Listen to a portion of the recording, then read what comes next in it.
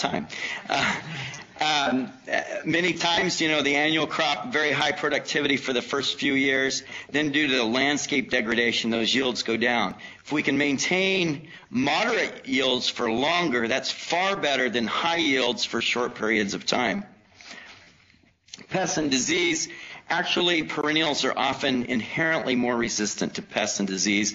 My wife did a lot of work on screening these perennial crops for disease resistance, and they are actually much higher. I think there's a great potential, though, to increase the diversity of farms with rotations with annuals and perennials. I'm not all about just getting rid of annuals, but by integrating these systems together, we can actually diversify and get some pest and disease improvements from that. And similar systems are already being used by farmers, particularly in these developing countries, and we've documented some of those different approaches, such as, for example, this push-pull system that we talked about this morning over coffee.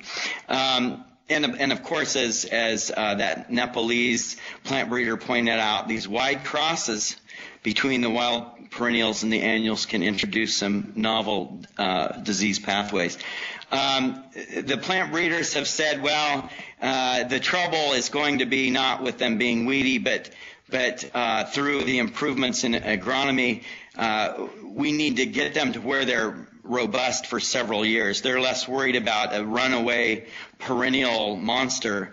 They're wanting to, because they have to balance these different needs. They don't expect weediness to be a big concern. I think we can't take that lightly. Time, we actually have some examples of perennial grain crops. This perennial grain legume, pigeon pea, is already being used. So there's progress now.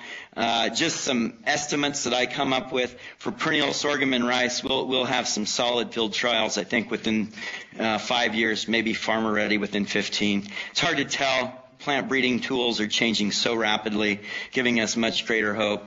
I will say we're